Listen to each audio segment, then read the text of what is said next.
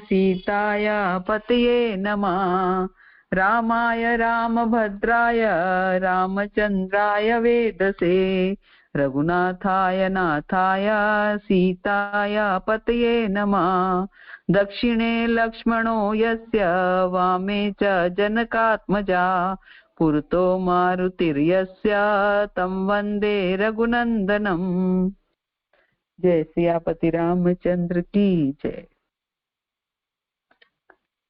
तो कल हम चर्चा कर रहे थे कि मारीच को रावण मारीच के पास गया और मारीच को कहने लगा कि तुम्हें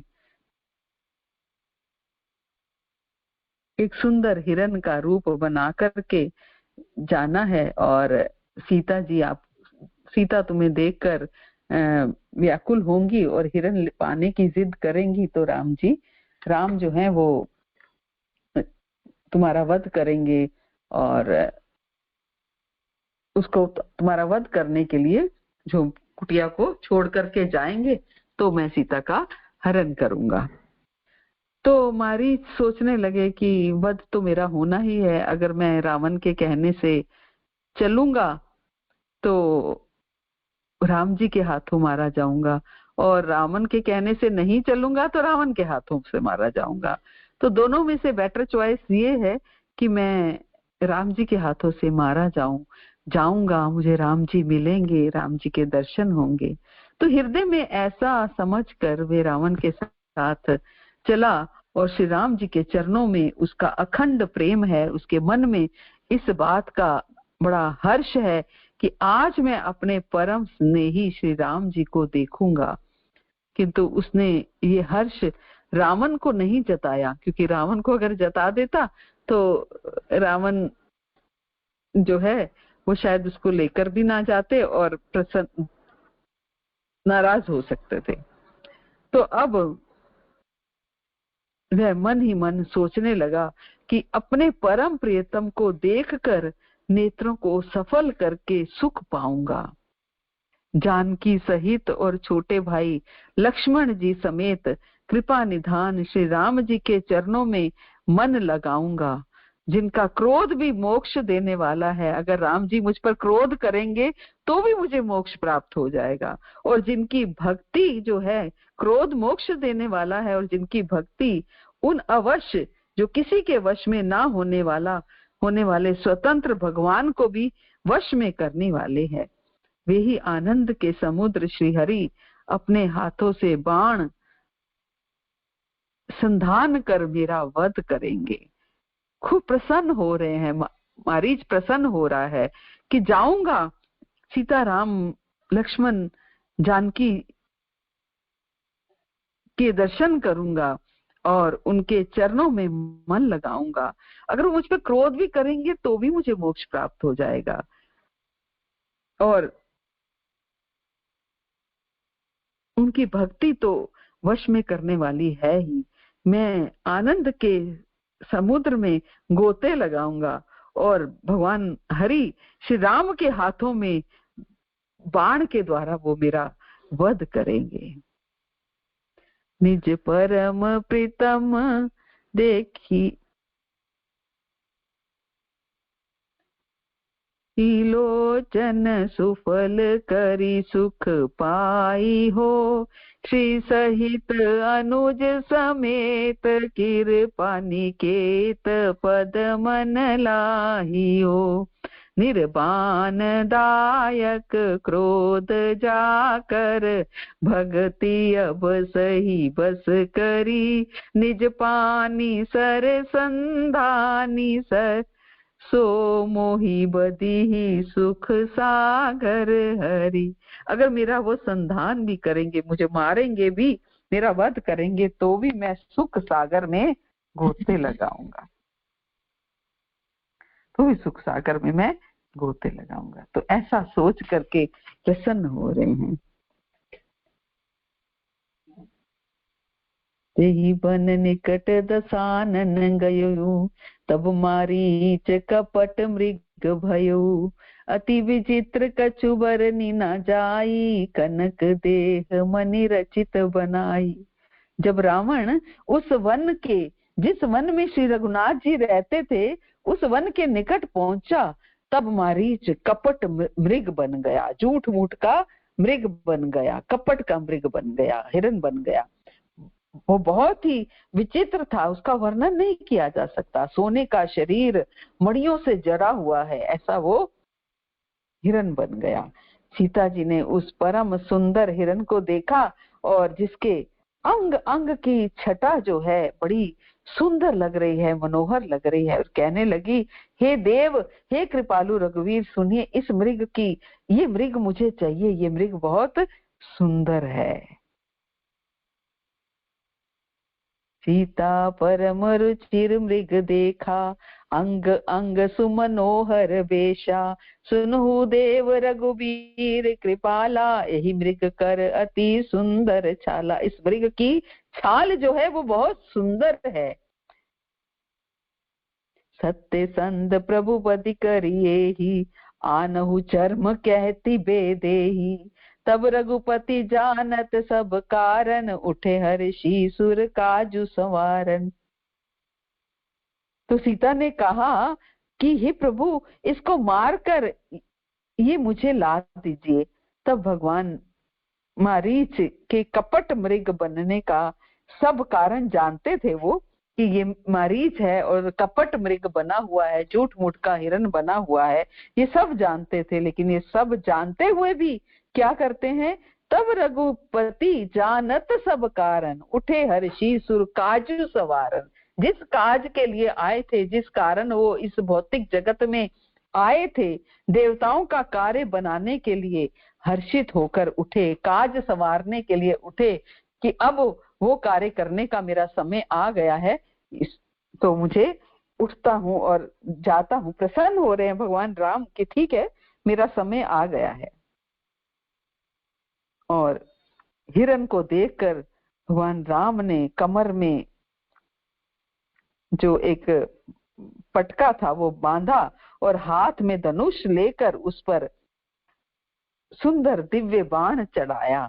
और फिर भगवान ने लक्ष्मण जी को समझाकर कहा कि भाई, वन में बहुत से राक्षस फिरते हैं, तुम बुद्धि और विवेक के द्वारा बल और समय का विचार करके सीता जी की रखवाली करना प्रभु। और फिर भगवान गए मृग को मारने के लिए, और भगवान को देखकर मृग भाग चला, और श्री रामचंद्र जी भी धनुष चढ़ाकर और उसके पीछे पीछे दौड़े। सीता केरी करहु रखवारी, बुद्धि विवेक बल समय विचारी, प्रभु बिलो की चला मृग भाजी, धाये राम सरासन साजी। निगम नेति शिव ध्यान न पावा, माया मृग पाछे सो धावा, कबहु निकट पुनि दूरी पराई, कबहु प्रगटई कबहु छपाई। वेद जिनके विषय में नेति नेति कहकर रह जाते हैं, और शिव भी जिन्हें ध्यान में नहीं पाते हैं, अर्थात जो मन और वाणी से परे हैं, वे ही श्री राम माया से बचे हुए, माया से बने हुए हिरन के पीछे दौड़ रहे हैं। ऐसा नहीं है कि वो नहीं जानते हैं कि ये माया का मृग है। जिन्हें वेद नेति नेति कहकर कहते हैं, भगवान शिव जिनके ध्यान में रहते हैं, वही भगवान मृग के पीछे दौड़ रहे हैं। और वह कभी निकट आ जाता, कभी दूर भाग जाता, कभी तो प्रकट हो जाता और कभी छिप जाता। और इस तरह प्रकट होता और छिपता हुआ, बहुतेरे छल करता हुआ वह भगवान को दूर दूर ले गया। ऐसे कभी छिप जाता, कभी प्रकट हो जाता, कभी दूर भाग जाता, तो कृष्ण भगवान राम को दूर ले गया। और तब रामचंद्र जी ने निशाना साध कर बाण मार दिया, और उस बाण के लगते ही वो घोर शब्द करके पृथ्वी पर गिर पड़ा। प्रगट दुरत करत छल भूरी, यही विधि प्रभु ही गयू रे दूरी, तब ताकी राम कठिन सर मारा, धरनी परे करी घोर पुकारा। लक्ष्मण कर प्रथम ले नामा, पाछे सुमिरे सुमन महु रामा। प्राण तजत प्रगटे सी निज देहा, सुमिरे सी रामू समेत स्नेहा। पहले लक्ष्मण जी का नाम लिया और फिर मन में राम जी का स्मरण किया। प्राण त्याग करते समय उसने अपना जो राक्षसी शरीर था वो प्रकट किया और प्रेम सहित श्री राम जी का स्मरण किया। शरीर भले ही राक्षसी है लेकिन स्मरण राम का है ना।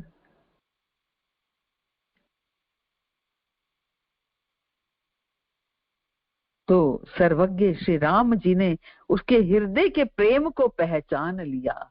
भगवान ये नहीं देखते हैं कि ये मनुष्य है या राक्षस है, ये पशु है, पक्षी है। जिसने उनका स्मरण करते हुए अंत काले च मामेव स्मरण मुक्तवा कलेवरम, भगवान स्मरण करते हुए शरीर को त्याग रहे हैं और वो भी प्रेम सहित श्री राम का स्मरण किया। और सर्वज्ञ श्री राम जी ने अपने उसके हृदय के प्रेम को पहचान कर उसे वह गति और परम पद दी जो मुनियों को भी दुर्लभ है।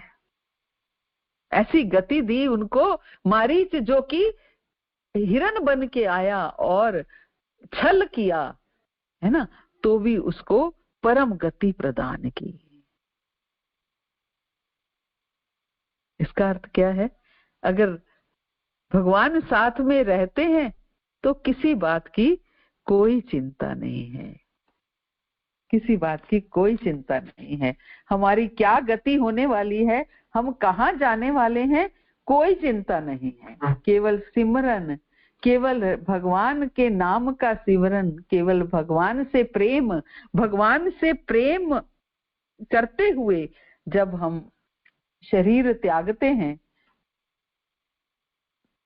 तो बात अपने आप बन जाती है। हमारे साथ श्री रघुनाथ तो किस बात की चिंता, हमारे साथ श्री रघुनाथ तो किस बात की चिंता। शरण में रख दिया जब माथ तो किस बात की चिंता, शरण में रख दिया जब माथा तो किस बात की चिंता। हमारे साथ श्री रघुनाथ तो किस बात की चिंता। किया करते हो तुम दिन रात क्यों बिन बात की चिंता, किया करते हो तुम दिन रात क्यों बिन बात की चिंता। तेरे स्वामी को रहती है तेरे हर बात की चिंता, तेरे स्वामी को रहती है तेरी हर बात की चिंता। हमारे साथ श्री रघुनाथ तो किस बात की चिंता। भगवान को चिंता करनी है, हमें कहाँ लेके जाने वाले हैं, गोलोक लेके जाने वाले हैं, किस धाम में लेके जाने वाले हैं। अंत समय में हम डरते हैं, अंत समय में भगवान का नाम याद आएगा या नहीं आएगा। तो कोई चिंता की आवश्यकता नहीं है। जब भगवान साथ में है तो वो अंत समय में भी ऐसा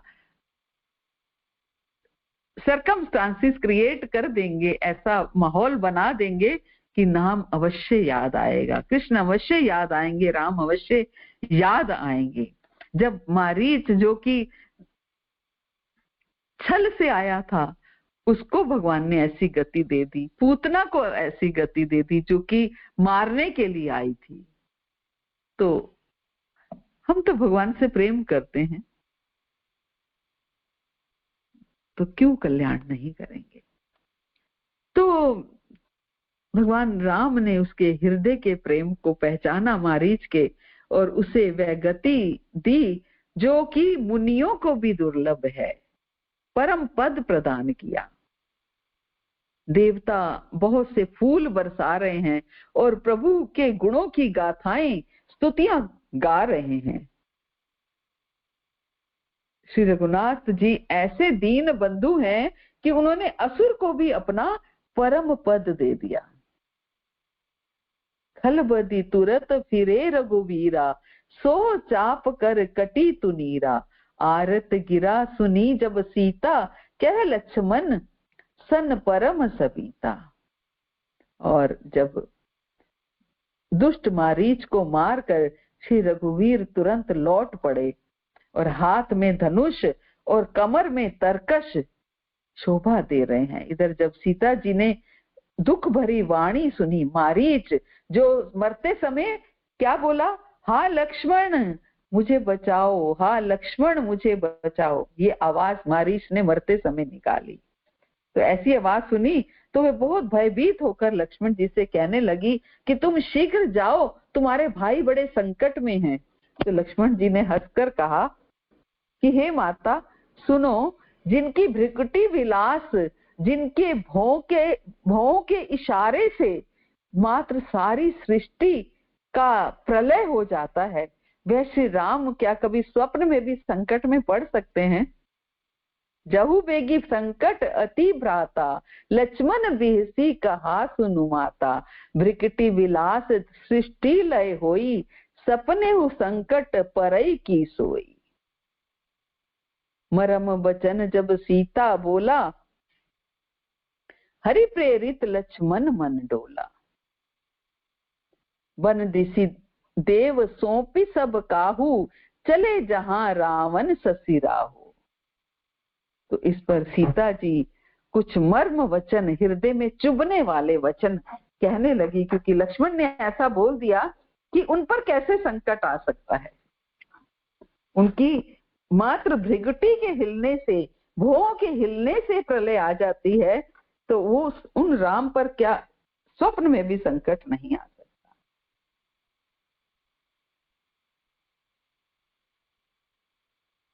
तब भगवान की प्रेरणा से लक्ष्मण जी का मन भी चंचल हो गया, क्योंकि सीता मैया ने ऐसे चुभने वाले शब्द बोल दिए तो लक्ष्मण जी का मन भी चंचल हो गया। वे सीता जी को वन और दिशाओं के देवताओं को सौंप कर वहां चले गए और वहां रावण रूपी चंद्रमा के लिए राहु रूप श्री राम जी थे।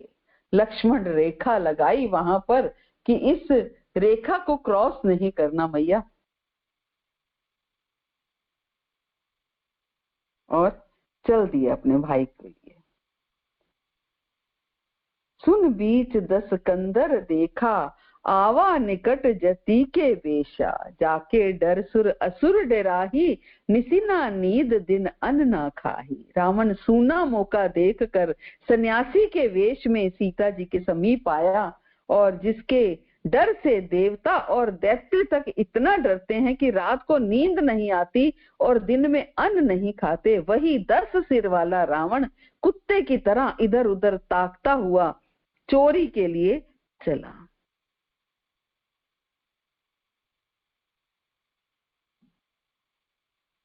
जिसके डर से सब कांपते हैं, वही रावण कुत्ते की तरह, एक तरह से कहते हैं ना, कुत्ता जब चुपके से बर्तनों को में मुंह डालकर कुछ चुराता है, तो उसी तरीके से रावण भी चुपचाप से वहां पर जाने की कोशिश कर रहा है। 10 सिर वाले रावण, 110 शीस समान की नाई। रावण ने कई तरह की कहानियां, कथाएं रचकर सीता जी को राजनीति, भय और प्रेम दिखाया, और सीता जी ने कहा कि सन्यासी का एक तरह से रावण रूप बनाकर जा रहे हैं।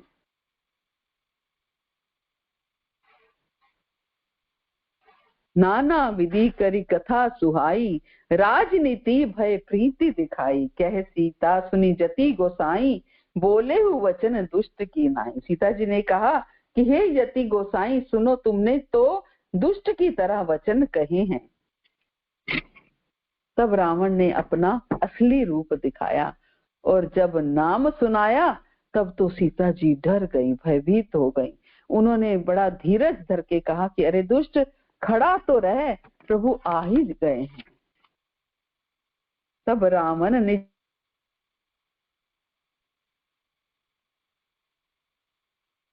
रूप दिखावा। रावण का नाम तो पता था सीता को, और जब नाम सुना तो वो डर गई, वो सब समझ गई कि अब संकट आ गया। तब रावण निज रूप दिखावा, भय सबय जब नाम सुनावा, कह सीता धरि धीर जुगाड़ा, आई गई प्रभु रहु खलठाड़ा। जैसे सिंह की स्त्री को छोटा खरगोश चाहे, वैसे ही अरे राक्षस राज, तू मेरी चाह करके काल के वश में हुआ है। सीता जी अपने आप को क्या कह रही हैं? सिंह की स्त्री कह रही हैं कि जैसे एक शेर की पत्नी शेरनी को छोटा खरगोश ये चाहे कि मैं इसको अपनी पत्नी बना लूं, तो कैसे बनाएगा, है ना? वो काल के वश में होगा जब भी वो बनाएगा, क्योंकि खरगोश को कौन छोड़ेगा? शेरनी छोड़ेगी खरगोश को, है ना? तो वो काल के वश में है, उसकी मृत्यु आने वाली है, इसलिए वो शेरनी को अपनी पत्नी बनाने का सोच रहा है। तो सीता मैया कहती हैं कि जैसे सिंह को स्त्री को तुच्छ खरगोश चाहे, वैसे ही अरे राक्षस राज, तू काल के वश में हुआ है। ये वचन सुनते ही रावण को क्रोध आ गया कि अपने आप को सिंहनी कह रहे हैं, सिंह की पत्नी कह रही हैं और मुझे खरगोश कह रही हैं। लेकिन मन ही मन सीता जी के चरणों की वंदना करके सुख माना रावण ने। जानता है, अंदर से जानता है। जिमि हरि बधुई शूद्र सस चाहा, भयसी काल बस निशिचर स्नाहा, सुनत बचन दस शीस रिसाना, मन महु चरण बंदी मुख सुख माना। मन में चरण वंदना करके सुख मान रहा है। फिर क्रोध से भर के रावण ने सीता जी को रथ पर बिठा लिया और बड़ी उतावली के साथ आकाश मार्ग से चला, पकड़ करके उठा लिया। कौन कौन सी सीता जी हैं ये? जो अग्नि में प्रवेश कर गई थी और ये छाया रूप में है ना? किंतु डर के मारे उसने रथ हाँका नहीं जा रहा था, डरे हुए। ऐसी रावण भी डरा हुआ है अंदर से, डर के मारे रथ हाँका नहीं जा रहा, क्योंकि सीता ने कह दिया कि शेर की स्त्री को खरगोश जैसे पकड़ लेता है, तुम मुझे वैसे पकड़ रहे हो। सीता जी विलाप कर रही हैं, बुला रही हैं रघुनाथ जी को कि आपने किस अपराध से मुझ पर दया भुला दी है। लक्ष्मण जी को बुला रही हैं, हाँ लक्ष्मण तुम्हार नहीं दोषा, सो फल पायु किनेऊ रोसा। कि हे लक्ष्मण, तुम्हारा दोष नहीं है, मैंने क्रोध किया उसका फल पाया। जानकी जी बहुत तरह से विलाप कर रही हैं। विविध विलाप करती बेदेही, बुरी कृपा प्रभु दूर स्नेही। प्रभु की कृपा तो बहुत है, परंतु वे स्नेही प्रभु द्वारा बहुत दूर रह गए हैं। प्रभु को मेरी ये विपत्ति कौन सुनावे, यज्ञ के अन्न को गधा खाना चाहता है। सीता जी का भारी विलाप सुनकर जड़ चेतन सारे जीव दुखी हो गए।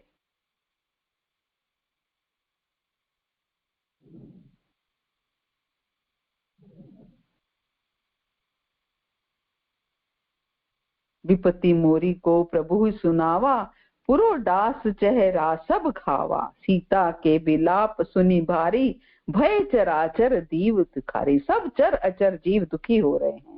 गीधराज सुनी आरत बानी, रघुकुल तिलक नारी पहचानी। अधम निशाचर लीने जाई, जिमी मलेच्छ बस कपिला गाई। गीधराज, गृधराज, जटायु, जो जटायु मिले थे पहले भगवान राम को, जटायु ने सीता जी की दुख भरी आवाज सुनकर पहचान लिया कि ये रघुकुल तिलक श्री रामचंद्र की पत्नी है। उसने देखा कि नीच राक्षस इनको बुरी तरह लिए जा रहा है, जैसे कपिला गाय मलेच्छ के पाले में पड़ गई हो। और जटायु बोले कि हे सीते पुत्री, डर मत, भय मत कर, मैं इस राक्षस का नाश कर दूंगा। और ये कहकर वो पक्षी क्रोध में भरकर कैसे दौड़ा जैसे पर्वत की ओर वज्र छूटता हो। सीते पुत्री कर सी जनि त्रासा, करी जातु धान कर नासा। धावा क्रोधवंत खग कैसे, छूटई पवी पर्वत कहु जैसे। रे रे दुष्ट ठाड किन होही, निर्भय चले सी ना जाने ही मोही। आवत देखी कुतांत समाना, फिर 10 कंदर कर अनुमाना। उसने ललकार करके कहा कि अरे दुष्ट, खड़ा क्यों नहीं होता, निडर होके चल दिया, मुझे तूने नहीं जाना। और ये सुनते ही गीध क्रोध में भरकर बड़े वेग से दौड़ा और बोला, रावण मेरी सिखावन सुन, जानकी जी को छोड़कर कुशल पूर्वक अपने घर चला जा, नहीं तो ऐसा होगा कि श्री राम के क्रोध रूपी अत्यंत भयानक अग्नि में तेरा सारा वंश भस्म हो जाएगा। लेकिन रावण कुछ उत्तर नहीं देता। और तब जटायु क्रोध करके दौड़ा। राम रोष पावक अति घोरा, होई सकल सुलभ कुल तोरा। उतरु ना देत दसानन जोधा, तब ही गीध धाव करी क्रोधा।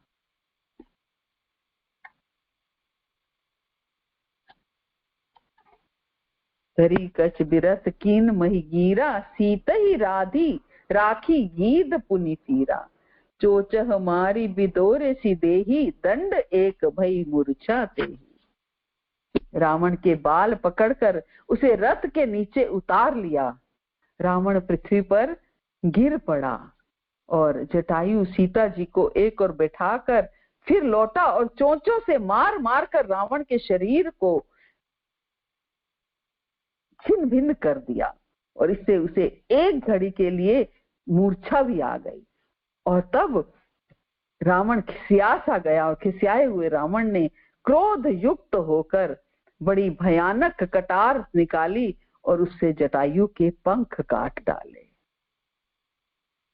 जटायु के पंख काट डाले और जटायु श्री राम जी की अद्भुत लीला का स्मरण करके पृथ्वी पर गिर पड़ा।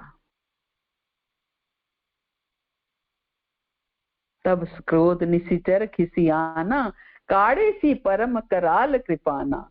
काटे सी पंख परा खग धरनी, सुमरी राम करी अद्भुत करनी। गिरी पर बैठे कपि निहारी, कही हरि नाम दीन पटडारी। एहि विधि सीत ही सोले गयु, वन अशोक में राखत भयो।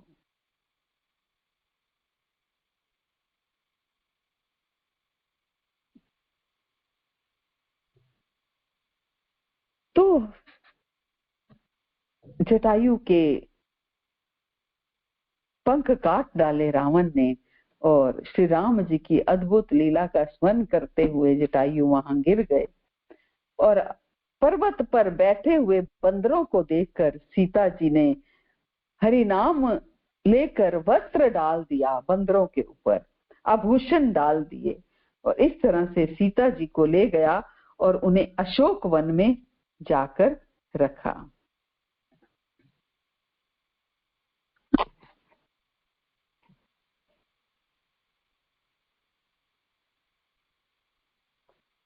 और इधर श्री रघुनाथ जी ने छोटे भाई लक्ष्मण जी को आते देखकर भाई रूप से बहुत चिंता की और कहा कि हे भाई, तुमने जानकी को अकेले छोड़ दिया। जब राम ने देखा कि लक्ष्मण भी वहीं आ गए हैं तो वो बड़ी चिंता करने लगे कि लक्ष्मण तुम भी यहाँ पर हो तो क्या जानकी को अकेले छोड़ आए और मेरी आज्ञा का उल्लंघन करके तुम यहाँ चले आए। राक्षसों के झुंड वन में फिरते रहते हैं और मेरे मन में ऐसा आता है कि अब सीता आश्रम में नहीं है। छोटे भाई लक्ष्मण जी ने सीता राम जी के चरण कमलों को पकड़कर हाथ जोड़कर कहा कि हे नाथ, मेरा कुछ भी दोष नहीं है। अनुज समेत गए प्रभु तहवा, गोदावरी तट आश्रम जहवा। आश्रम देखी जानकी हीना, भय विकल जस प्राकृत दीना। लक्ष्मण सहित प्रभु श्री राम जी वहां गए जहां गोदावरी के तट पर उनका आश्रम था, और आश्रम को जानकी से रहित देखा, वहां जानकी नहीं है। श्री राम जी साधारण मनुष्य की भांति व्याकुल और दीन दुखी हो रहे हैं। ऐसा लग रहा है कि एक साधारण पुरुष हैं। बहुत से कर्मी लोग तो इस बात से बड़े व्याकुल हो जाते हैं, कहते हैं कि ये कोई भगवान है जो अपनी पत्नी के लिए, एक स्त्री के लिए रोते बिलखते हुए घूम रहे हैं। स्वयं पार्वती जी को शंका होने लगी। पार्वती जी कहने लगे कि ये कोई भगवान है, ये कोई भगवान है जो एक भौतिक व्यक्ति की तरह अपनी पत्नी के लिए घूम रहे हैं। तो हालांकि भोलेनाथ ने समझाया उनको, लेकिन वो नहीं समझी। तो भगवान शिव ने उनको बोला कि जाके परीक्षा लो। तो जैसे ही वो वहां पर गई तो भगवान राम बोलने लगे कि आप यहाँ अकेली कैसे विचरण कर रही हैं? शिव कहाँ है, प्रभु कहाँ है? तो पार्वती जी समझ गई कि ये तो भगवान राम हैं। तो लीला को समझ में आया।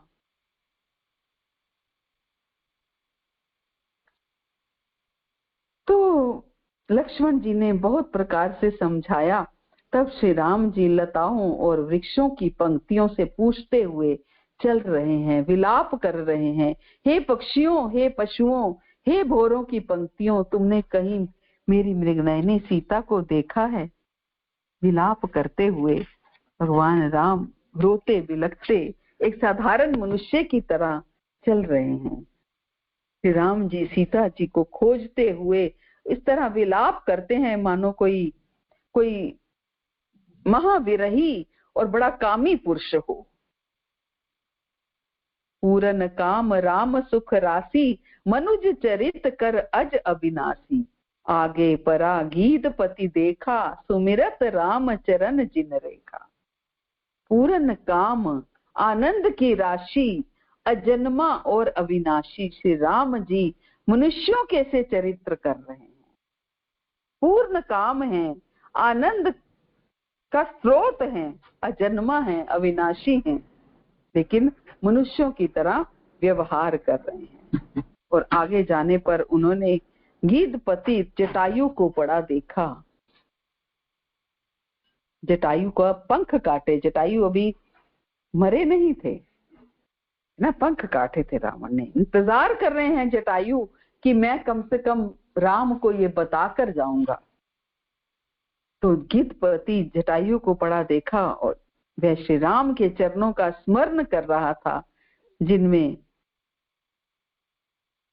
और जब भगवान राम आए तो कृपा सागर श्री रघुवीर ने अपने कर कमल से उनके सिर का स्पर्श किया, सिर से सहलाया उनको।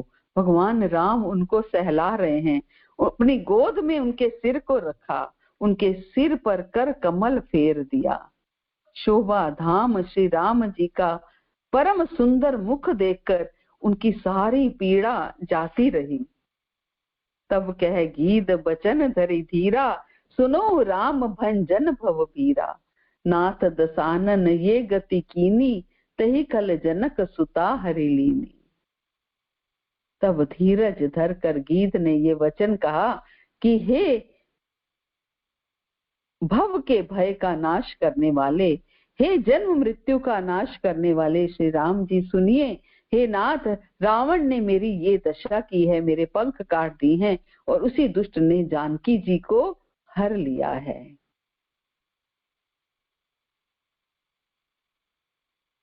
हे गोसाई, वह उन्हें केवल दक्षिण दिशा को लेके गया है और सीता जी बहुत विलाप कर रही थी। हे प्रभु, मैंने आपके दर्शनों के लिए ही प्राण रोक रखे थे। हे कृपा निधान, अब ये चलना ही चाहते हैं। ले दक्षिण किसी गयु गोसाई, बिलपति अति कुररी की नाई।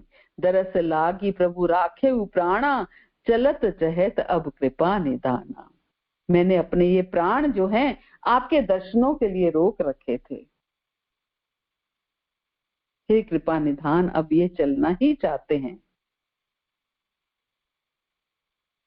राम कहा तनु राखहु ताता, मुख मुस्काई कही तही बाता। जाकर नाम मुरत मुख आवा, अदमौ मुकुत होई श्रुति गावा। भगवान राम ने कहा, हे तात शरीर को बनाए रखिए, शरीर को बनाए रखिए। भगवान राम कहते हैं अभी जाओ मत, शरीर को बनाए रखो। तब उसने मुस्कुराते हुए मुंह से ये बात कही कि मरते समय जिनका नाम मुख में आ जाने से अधम महान पापी की भी मुक्त हो जाता है, ऐसा वेद गाते हैं। वही आप मेरे नेत्रों के विषय में होकर सामने खड़े हैं। जिसका नाम मुख में आ जाए तो कल्याण हो जाता है, तो परम गति हो जाती है। तो मेरे तो नेत्रों के सामने आप खड़े हैं हे नाथ, अब मैं किस कमी की पूर्ति करूं, अब मुझे किस चीज की कमी है, अब मैं किस लिए अपने इस शरीर को रखूं, इस देह को रखूं। और नेत्रों में जल भरकर श्री रघुनाथ जी कहने लगे, हे तात आपने अपने श्रेष्ठ कर्मों से दुर्लभ गति पाई है। सोमम लोचन गोचर आगे, राखो देह नाथ के ही खागे। जल भरी नयन कही रघुराई, तात करम निज ते गति पाई। परहित बस जिनके मम मानी, तिन कहूँ जगत दुर्लभ कछु नाही। तनु तजी तात जाहु मम धामा, देव कहा तुम पूरन कामा। जिनके मन में दूसरे का हित बसता है, जिनके मन में दूसरे का हित समाया रहता है, उनके लिए जगत में कुछ भी नहीं, उनके लिए जगत में कुछ भी कोई भी गति दुर्लभ नहीं है। जिनके मन में दूसरों का हित समाया रहता है, उसके लिए जगत में कोई भी गति दुर्लभ नहीं है। हे तात शरीर छोड़कर आप मेरे परम धाम में जाइए। मैं आपको क्या दूं, आप तो पूर्ण काम हैं, सब कुछ पा चुके हैं। तो भगवान राम परम गति प्रदान कर रहे हैं जटायु की को। गीध राज हैं, गीध एक अच्छा पक्षी नहीं माना जाता, लेकिन भगवान राम उनको परम गति प्रदान कर रहे हैं। हमारे साथ श्री रघुनाथ तो किस बात की चिंता, हमारे साथ श्री रघुनाथ तो किस बात की चिंता। शरण में रख दिया जब माथ तो किस बात की चिंता। शरण में रख दिया जब माथ तो किस बात की चिंता। न खाने की न पीने की, न मरने की न जीने की। न खाने की, किसी चीज की चिंता नहीं है, न खाने की न पीने की, न मरने की न जीने की। न खाने की न पीने की, न मरने की न जीने की। रहे हर श्वास में भगवान के प्रिय नाम की चिंता। रहे हर श्वास में भगवान के प्रिय नाम की चिंता। बस चिंता है तो यही कि हमारी हर श्वास में भगवान का नाम आ जाए। श्वास श्वास सिमरो गोविंद, मन अंतर की मिट जाए चिंता। ये चिंता हमें करनी है।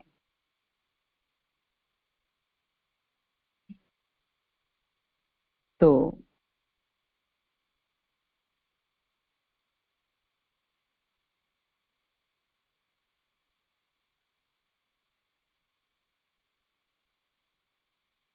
जटायु कह रहे हैं, तात सीता हरण की बात आप भगवान राम कह रहे हैं कि सीता हरण की बात आप जाकर पिताजी से ना कहिएगा, क्योंकि जटायु पहले बता चुके हैं कि मैं दशरथ का मित्र हूं, कि आप जा रहे हैं लेकिन सीता हरण की बात पिताजी को ना कहिए, उन्हें अच्छा नहीं लगेगा। यदि मैं राम हूं तो 10 मुख रावण कुटुंब सहित वहां आकर स्वयं ही कहेगा। अगर मैं राम हूं तो रावण जो है जब वो आएगा वहां पर तो वो स्वयं ही बताएगा। गीत दे तजी धरी हरि रूपा, भूषण बहु पट पीत अनूपा, श्याम गात बीसाल भुजचारी, स्तुति करत भय भरी नयन भरी बारी। जटायु ने गीध की देह त्याग कर हरि का रूप धारण किया। सोचिए, गीध की देह को त्यागा और हरि का रूप धारण किया और बहुत से दिव्य आभूषण और दिव्य पीतांबर पहनकर, श्याम शरीर है, विशाल 4 भुजाएं हैं और नेत्रों में प्रेम और आनंद के आंसू को भरकर जटायु स्तुति कर रहे हैं, स्तुति कर रहे हैं। दिव्य रूप प्राप्त हुआ वैकुंठ जाने का। तो जटायु स्तुति, हालांकि स्तुति बहुत बड़ी है लेकिन फिर भी थोड़ी सी हम लेंगे। स्तुतियों को जरूर पढ़ना चाहिए ताकि हमारे भाव वैसे हो पाए, हमारे भाव बदल पाए, हम भी स्तुतियां कर पाए। जय राम रूप अनूप निर्गुण, सगुण गुण प्रेरक सही, 10 शीस बाहु प्रचंड, खंडन चंड सर मंडन मही, पाथोद गात सरोज मुख राजीव, आयत लोचनम पाथो गिरित नौमि राम, कृपाल बाहु विशाल, भव भय मोचनम। हे राम जी, आपकी जय हो। आपका रूप अनुपम है, आप निर्गुण हैं, सगुण हैं और सत्य ही गुणों के प्रेरक हैं। 10 सिर वाले रावण की प्रचंड भुजाओं को खंड खंड करने के लिए प्रचंड बाण धारण करने वाले, पृथ्वी को सुशोभित करने वाले, जल युक्त मेघ के समान श्याम शरीर वाले, कमल के समान मुख वाले और कमल के समान विशाल नेत्रों वाले, विशाल भुजाओं वाले और भव भय से छुड़ाने वाले कृपालु श्री राम जी को मैं नित्य नमस्कार करता हूँ। जो अगम सुगम सुभाव निर्मल, असम सम शीतल सदा, पश्यन्ति जन जोगी, जतन करी करत मन गो बस सदा, सो राम रमा निवास, संतत दास बस, त्रिभुवन धनी मम उर बस, सो समन संस्कृति जासु कीरति पामनी।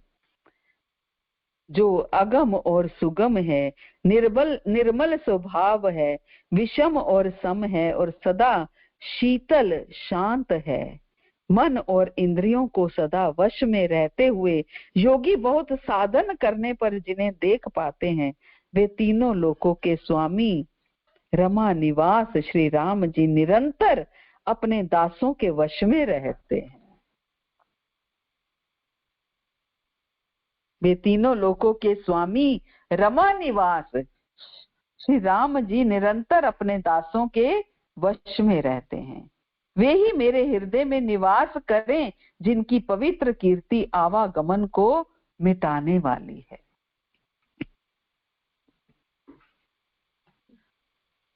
और अखंड भक्ति का वर पाकर गिद्धराज जटायु श्री हरि के परम धाम को चला गया।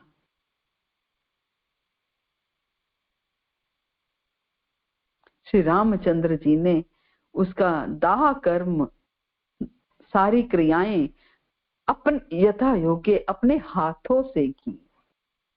सोचिए, जिसका दाह कर्म संस्कार स्वयं भगवान अपने हाथों से कर रहे हैं। कोमल चित अति दीन दयाला, कारण बिनु रघुनाथ कृपाला। गीध अधम खग आमिष भोगी, गति दीन जो जाचत जोगी। श्री रघुनाथ जी बड़े कोमल चित्त वाले, दीन दयालु और बिना ही कारण कृपालु हैं।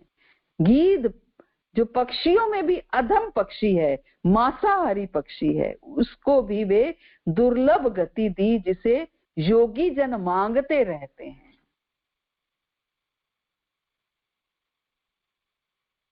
जिस गति को योगी जन मांगते रहते हैं, ऐसी गति दी उस गीध को, जो पक्षियों में भी अधम पक्षी है, मांसाहारी पक्षी है। हमारे साथ श्री रघुनाथ तो किस बात की चिंता, हमारे साथ श्री रघुनाथ तो किस बात की चिंता।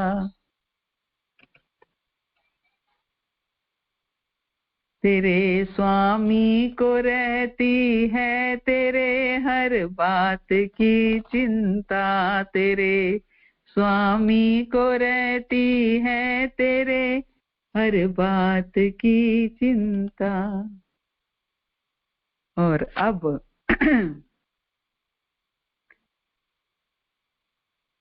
आगे चल रहे हैं।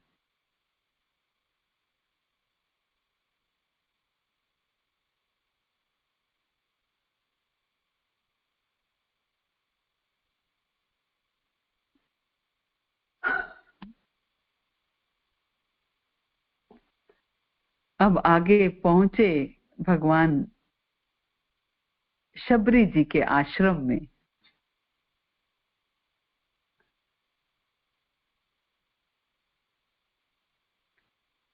मैं कर रही रास्ता साफ, आज मेरे रघुवर आएंगे। जन्म बीत गए शबरी को रास्ता साफ करते हुए कि आज मेरे प्रभु आएंगे, आज मेरे प्रभु आएंगे। रोज रास्ता साफ करती, रोज फूल बिखेरती, रोज इंतजार करती कि आज मेरे रघुवर आएंगे, आज मेरे रघुवर आएंगे। और आज वो दिन आ गया जब रघुवर आ गए। मैं कर रही रास्ता साफ, आज मेरे रघुवर आएंगे। मैं कर रही रास्ता साफ, आज मेरे रघुवर आएंगे। रघुवर आएंगे, आज मेरे रघुवर आएंगे, आज मेरे रघुवर आएंगे। मैं कर रही रास्ता साफ, आज मेरे रघुवर आएंगे। रोज गाती और रास्ता बुहारती, फूल बिछाती, रोज सबकी हंसी का पात्र बनती कि तू कब तक रास्ता साफ करती रहेगी, कब तेरे राम आएंगे। लेकिन आज वो दिन आ गया जब राम आए हैं।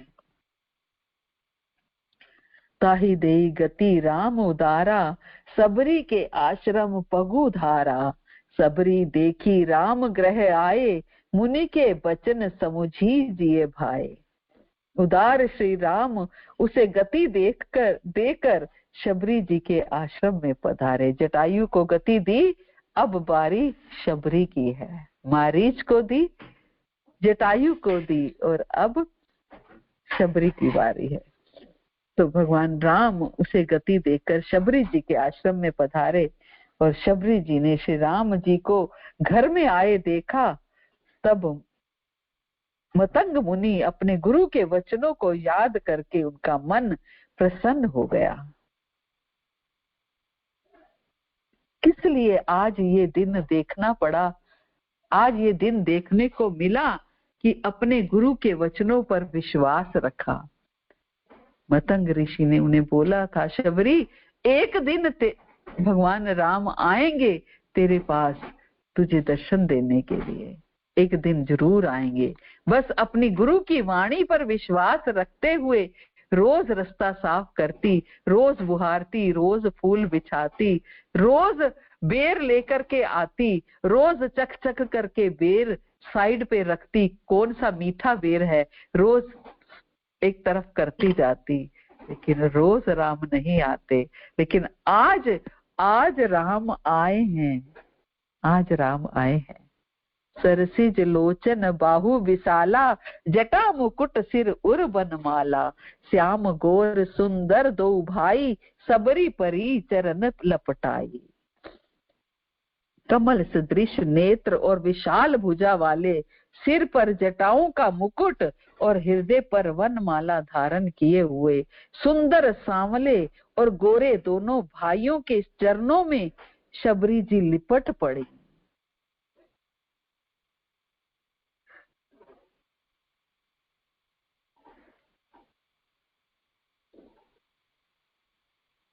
लिपट गई भगवान राम के चरणों पे,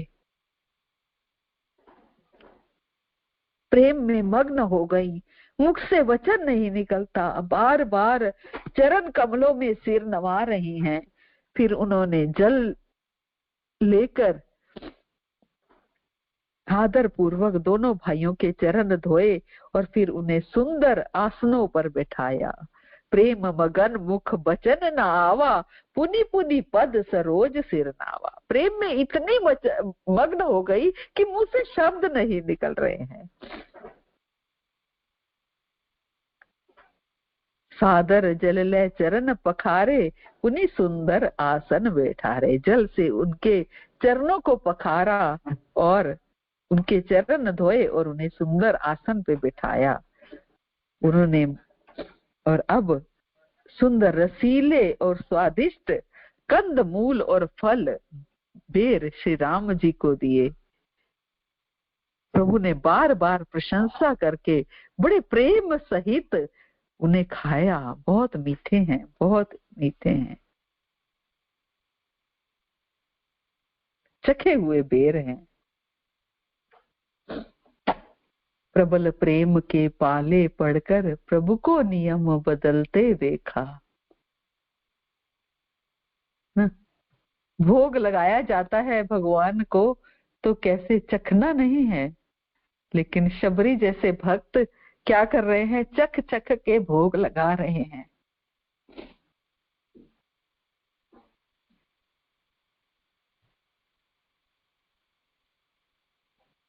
चख चख कर भोग लगा रहे हैं। पानी जोरी आगे बई ढाटी, प्रभु बिलो की प्रीति अथिबाड़ी। केही विधि स्तुति करो तुम्हारी, अधम जाति में जड़मती भारी।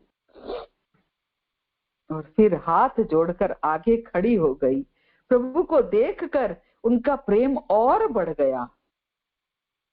हे प्रभु, मैं किस तरह आपकी स्तुति करूं? मैं तो नीच जाति की हूँ, बहुत मंद बुद्धि हूँ, मूढ़मती हूँ, कैसे मैं आपकी स्तुति करूं? प्रभु के लिए इतना ही काफी है।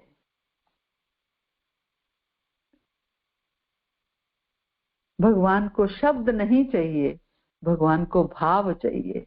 शब्द तो हमारे पास है ही नहीं, भाव तो उत्पन्न किए जा सकते हैं।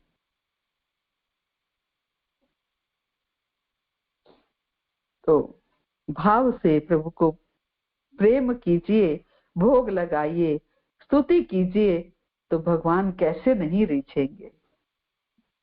अधम ते अधम, अधम अति नारी, तीन मह में मति मंद अघारी। कह रघुपति सुनु भामिनी बाता, मानव एक भक्ति करनाता। जो अधम से भी अधम है, स्त्रियां उनमें भी अत्यंत अधम है। हे प्रभु, मैं तो अधम से भी अधम हूं, और उनमें भी हे पाप नाशन, हे मंद बुद्धि। श्री रघुनाथ जी ने कहा, हे भामिनी मेरी बात सुन, मैं तो केवल एक भक्ति ही का संबंध मानता हूं, मेरे लिए कोई अधम नहीं है। मेरे लिए तो कोई अधम नहीं है। शबरी क्या कह रही हैं कि मैं तो बहुत अधम हूँ, मैं मंद बुद्धि हूँ, मूढ़ मती हूँ, मुझे कुछ नहीं आता, कोई पूजा पाठ नहीं करना आता, मैंने तो बेर भी चक चक के रखे हैं। मैं तो, भगवान क्या कह रहे हैं कि मैं तो केवल एक भक्ति ही का संबंध मानता हूँ। शबरी कहती हैं मैनू पूजा पाठ दा वल नहीं, हाँ वल नहीं। हे प्रभु, मुझे पूजा पाठ करना नहीं आता, मैनू पूजा पाठ दा वल नहीं, हाँ वल नहीं। मेरे विच कोई गुणा वाली गल नहीं, हाँ गल नहीं। मेरे विच कोई गुणा वाली गल नहीं, मेरे अंदर कोई गुण नहीं है, मेरे विच कोई गुणा वाली गल नहीं, हाँ गल नहीं। मेरी जिंदगी दे दुख अज मिट जाणगे, राम आनगे। मेरी झोंपड़ी के भाग आज खुल जाणगे, राम आनगे। कि आज मेरी झोंपड़ी के भाग्य खुल गए हैं, आज प्रभु मेरे घर पधारे हैं, मुझे कोई पूजा पाठ नहीं आता। जाति पाति कुल धर्म बड़ाई, धन बल परिजन गुण चतुराई। भक्तिहीन नर सोइयो कैसा, बिनु जल बारिद देखिए जैसा। जाति पाति कुल धर्म बड़ाई, धन बल कुटुंब गुण और चतुराई, इन सब के होने पर भी भक्ति से रहित मनुष्य कैसा लगता है। कोई बड़ी ऊंची जाति का है, ऊंचे कुल का है, धर्म भी है, उसके पास यश भी है, धन भी है, बल भी है, परिवार भी है, गुण भी हैं, चतुरता भी है, लेकिन भक्ति नहीं है। तो ऐसा मनुष्य, ऐसा जीव कैसा लगता है? जैसे जलहीन बादल दिखाई पड़ता है। बादल है लेकिन जल नहीं है। अब प्रभु नवदा भक्ति का ज्ञान दे रहे हैं भी शबरी को। शबरी को क्या कर रहे हैं? नवदा भक्ति का ज्ञान दे रहे हैं। भागवत में नवदा भक्ति का ज्ञान प्रहलाद महाराज देते हैं, और यहाँ भगवान स्वयं शबरी को नवदा भक्ति का ज्ञान देते हैं। नवदा भक्ति कहूँ तो ही पाही,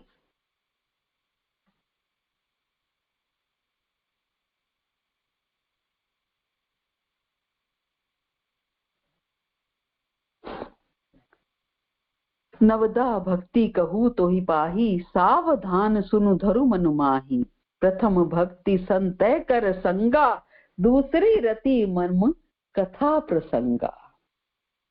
अब मैं तुम्हें नवदा भक्ति कहता हूँ शबरी, तू सावधान होकर सुन। सिर्फ शबरी को नहीं सुनाई भगवान ने, हम सबको सुनाई है। क्या नवदा भक्ति सुनाई है? पहली भक्ति, प्रथम भक्ति संतः कर संगा, दूसरी रति मम कथा प्रसंगा। पहली भक्ति क्या है? संतों का सत्संग, संतों का सत्संग, साधु संग, ये पहली भक्ति है। पहली भक्ति संतों का सत्संग। और दूसरी भक्ति है मेरी कथा प्रसंग में प्रेम, मेरी कथा सुनने में प्रेम, श्रवण भक्ति। पहली भक्ति भक्तों का संग करना, साधु संग करना, संतों का सत्संग। और दूसरी भक्ति कथा प्रसंग, कथा में प्रेम। यही हमारे आचार्य हमें समझाते रहते हैं। आचार्य यही समझाते हैं, भक्तों का संग करो, सुनो, श्रवण करो। तो हम आचार्यों की बात नहीं समझते। लेकिन देखिए भगवान स्वयं समझा रहे हैं शबरी को, पहली भक्ति संतः कर संगा, दूसरी रति मम कथा प्रसंगा। गुरुपद पंकज सेवा, तीसरी भक्ति अमान, चौथी भक्ति मम गुण गन, करिए कपट तजी गान। क्या कहते भगवान? तीसरी भक्ति है अभिमान रहित होकर गुरु के चरण कमलों की सेवा। अभिमान रहित होकर गुरु के चरण कमलों की सेवा, ये तीसरी भक्ति है कि कैसे भी करके गुरु के चरणों की सेवा करनी है। जरूरी नहीं है कि गुरु की हमें वपु सेवा करनी है। गुरु हमें, सबको ऐसा नहीं अवसर मिलता कि हम गुरु की वपु सेवा कर पाए, गुरु के साथ उनकी प्रत्यक्ष रूप से सेवा कर पाए। गुरु की वाणी सेवा, गुरु के कहे अनुसार चलना, गुरु की वाणी को ही अपना सिरोधार्य मानना, ये सबसे बड़ी सेवा है। तीसरी भक्ति क्या है? अभिमान रहित होकर गुरु के चरणों में।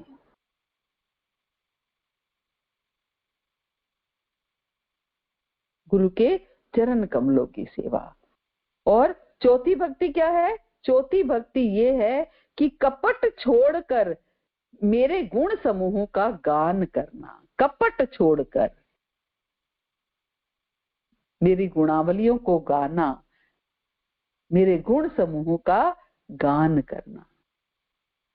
चौथी भक्ति मम गुण गन करे, मेरे गुणों का, मेरा गुणगान करना, मेरी कथाओं को सुनाना, दूसरों को सुनाना, ये चौथी भक्ति है। मंत्र जाप मम दृढ़ विश्वासा, पंचम भजन सो वेद प्रकाशा, छठ दम शील बिरति बहु कर्मा, निरत निरंतर सज्जन धर्मा। मंत्र जाप करना, मंत्र जाप का और मुझ में दृढ़ विश्वास होना, ये पांचवी भक्ति है। सब कुछ हमें सिखाया जा रहा है, हमारे आचार्य हमें सब कुछ सिखा रहे हैं। भक्तों का संग करना सिखा रहे हैं, कथाओं में प्रेम श्रवण भक्ति सिखा रहे हैं, और गुरु के चरण कमलों की सेवा सिखा रहे हैं, और भगवान की गुणावलियों को गाना, प्रचार करना सिखा रहे हैं, और मंत्र जाप करना, हरे कृष्ण कृष्ण कृष्ण हरे हरे, हरे राम राम राम हरे हरे, ये सिखा रहे हैं। और दृढ़ विश्वास रखना, ये पांचवी भक्ति है जो वेदों में प्रसिद्ध है। और छठी भक्ति क्या है?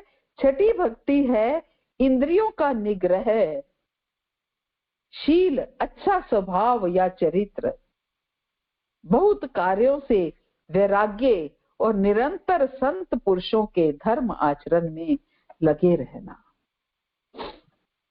छठी भक्ति है इंद्रियों का निग्रह करना, संयम करना, इंद्रियों को कंट्रोल में लाना, वैराग्य, भौतिक संसार से को धीरे धीरे त्यागना, और निरंतर संत पुरुषों के धर्म आचरण में लगे रहना। सातव मन मोहि मन मय जग देखा, मोते संत अधिक करी लेखा, आठव जथा लाभ संतोषा, सपने हूं नहीं देखई पर दोषा। सातवीं भक्ति क्या है? सातवीं भक्ति है जगत भर को समभाव से मुझ में ओत प्रोत देखना, राममय देखना, कृष्णमय देखना। सातवीं भक्ति है जगत भर को, पूरे जगत में सब भक्त ही भक्त हों, चारों तरफ हरि नाम का गुणगान हो, और संतों को मुझसे भी अधिक करके मानना, और संतों को मुझसे भी, मोते संत अधिक करी लेखा, मेरे भक्तों को मुझसे भी अधिक मानना, भक्तों का सम्मान करना। और आठवीं भक्ति है जो कुछ मिल जाए उसी में संतोष करना, 8वीं भक्ति है जो कुछ मिल जाए उसी में संतोष करना और स्वप्न में भी पराये दोषों को ना देखना। स्वप्न में भी पराये दोषों को ना देखना। हम क्या करते हैं, सबसे पहले पराये दोषों को देखते हैं। नवम सरल सब सन छल हीना, मम भरोस ही हर्ष न दीना। नव महु एक जीन के होई, नारी पुरुष सचराचर कोई। नवी भक्ति है सरलता और सबके साथ कपट रहित बर्ताव करना। नवी भक्ति क्या है, सरलता और सबके साथ कपट रहित बर्ताव करना। हृदय में मेरा भरोसा रखना और किसी भी अवस्था में हर्ष और विषाद को ना होना। सुख और दुख में समभाव होना। और इन नवों में से जिनके एक भी होती है, वह स्त्री पुरुष जड़ चेतन कोई भी हो, हे शबरी मुझे वही अत्यंत प्रिय है। इन 9 भक्ति में से कोई एक भक्ति पर भी अगर चल लेगा तो मुझे वो बहुत प्रिय है। फिर तुझ में तो सभी प्रकार की भक्ति दृढ़ है शबरी, अतः जो गति योगियों को भी दुर्लभ है वही आज तेरे लिए सुलभ है। सोई अतिशय प्रिय भामिनी मोरे, सकल प्रकार भक्ति दृढ़ तोरे। जोगी वृंद दुर्लभ गति जोई, तो कहूँ आजु सुलभ भई सोई। जो गति योगियों को भी दुर्लभ है वही आज तेरे लिए सुलभ है। मम दर्शन फल परम अनूपा, जीव पाव निज सहज स्वरूपा। जनक सुता कई सुधी भामिनी, जानहि कहू करी बर कामिनी। मेरे दर्शन का परम अनुपम फल ये है कि जीव अपने सहज स्वरूप को प्राप्त हो जाता है। जो मेरे दर्शन कर लेता है वो जीव अपने सहज स्वरूप को प्राप्त हो जाता है, परम गति को प्राप्त हो जाता है। हे भामिनी, अब यदि तू गजगामिनी जानकी की कुछ खबर जानती हो तो बता। आए तो हम उसको ढूंढने थे, लेकिन तुम जन्मों से इंतजार कर रही हो इसलिए आए थे। बहाना का जनक सुता जानकी को ढूंढने का था। पंपा सरही जाहू रघुराई, तय होई सुग्रीव मिताई। सो सब कही देव रघुवीरा, जानत पूछो मति धीरा। तो शबरी ने क्या कहा, हे रघुनाथ आप पंपा नामक सरोवर को जाइए, वहां आपकी सुग्रीव से मित्रता होगी। हे देव, हे रघुवीर, वह सब हाल बताएगा। हे धीर बुद्धि, आप सब कुछ जानते हैं पर मुझसे पूछते हैं। आप तो सब कुछ जानते हैं लेकिन फिर भी मुझसे पूछ रहे हैं। तो आप जाइए, पंपा नामक सरोवर को जाइए और वहां आपकी सुग्रीव से मित्रता होगी। और बार बार प्रभु पद सिर नाई, प्रेम सहित सब कथा सुनाई। बार बार प्रभु के चरणों में सिर नवाकर प्रेम सहित उसने सब कथा सुनाई। कही कथा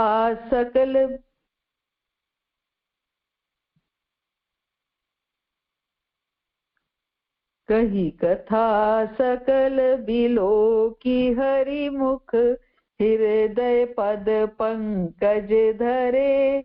तजि जोक पावक देह, हरि पद लीन भई जय नहीं पीरे। नर विविध कर्म धर्म, बहुमत शोक प्रद सब त्याग हूँ। विश्वास करी कह दास, तुलसी राम पद अनुराग हूँ। सब कथा कहकर भगवान के मुख के दर्शन करके हृदय में उनके चरण कमलों को धारण कर लिया और योगाग्नि से देह को त्याग कर जलाकर वह उस दुर्लभ हरि पद में लीन हो गई, जहां से लौटना नहीं होता। तुलसीदास जी कहते हैं कि अनेकों प्रकार के कर्म, अधर्म और बहुत से मत, ये सब शोकप्रद हैं। हे मनुष्यों, इनका त्याग कर दो और विश्वास करके श्री राम जी के चरण कमलों में प्रेम करो। तो शबरी ने भगवान के मुख के दर्शन किए, हृदय में उनके चरण कमलों को धारण किया और योग की अग्नि में अपनी देह को जला दिया और उस दुर्लभ गति को प्राप्त किया, हरिपद को प्राप्त किया, जहां पर से लौटना नहीं होता। हमारे साथ श्री रघुनाथ तो किस बात की चिंता, हमारे साथ श्री रघुनाथ तो किस बात की चिंता, शरण में रख लिया अब माथ तो श्री किस बात की चिंता, शरण में रख दिया अब हाथ माथ तो किस बात की चिंता, हुई हमारे साथ श्री रघुनाथ तो किस बात की चिंता। तो इस तरीके से शबरी ने अपना देह त्याग किया और परम पद को प्राप्त किया। हरे कृष्णा। शबरी मैया की जय, सियापति रामचंद्र की जय। तो इस तरीके से आज 3 भक्तों ने परम पद प्राप्त किया, मारीच ने, जटायु ने और शबरी ने। तो